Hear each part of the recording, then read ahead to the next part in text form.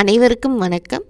எந்த செல்வமாக இருந்தாலும் சரிங்க, அந்த செல்வம் நமக்கு கிடைக்கணும் அப்படின்னாலும், கிடைத்த செல்வம் நம்மக்கிட்டேயே இருக்கணும் அப்படின்னாலும், நம்மிடம் இருக்கும் செல்வம் பல்கி பெருகணும் அப்படின்னாலும், மகாலட்சுமி தாயாரின் அருள் அப்படிங்கிறது பரிபூர்ணமாக வேணுங்க. அப்படி மகாலட்சுமி தாயாரின் அருளை பரிபூர்ணமாக பெறுவதற்கு செய்யக்கூடிய ஒரு எளிமையான வழிபாட்டு முறை தான் இந்த பதிவில் நம்ம பார்க்க போகிறோம்.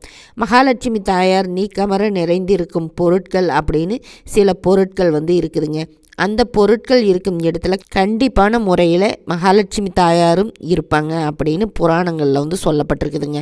அந்த பொருட்கள் கிட்ட நாம் சம்பாதிக்கக்கூடிய பணத்தை வைத்து வழிபாடு செஞ்சோம் அப்படின்னா மகாலட்சுமி தாயாரின் அருள் அப்படிங்கிறது அந்த பொருளுக்கு கிடைத்து அது பல மடங்கு பெருகும் அப்படின்னு நம்மளுடைய முன்னோர்கள் சொல்லியிருக்காங்க.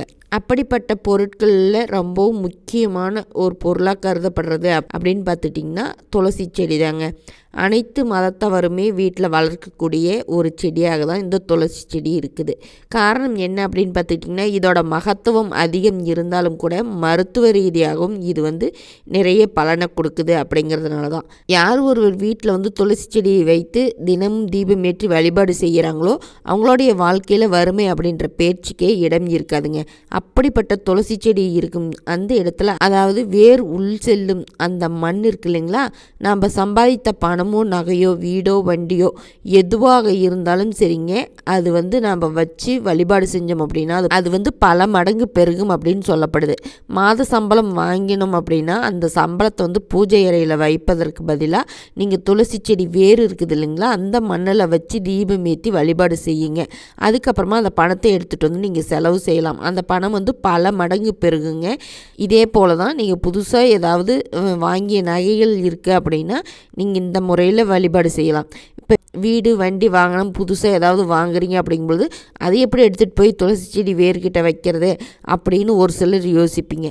இதுக்கு வீட்டு பத்திரத்தை நீங்கள் வைக்கலாங்க.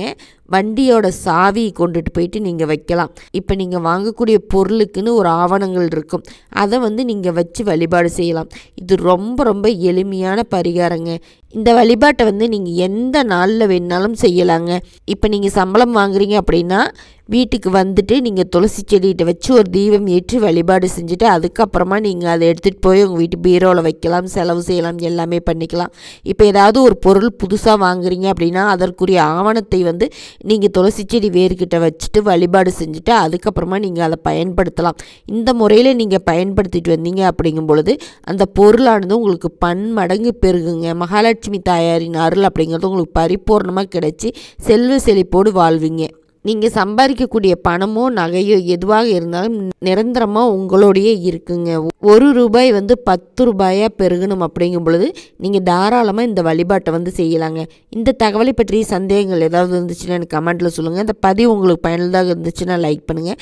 நலமுடன் வாழலாம், நல்லதே நடக்கும். நன்றி.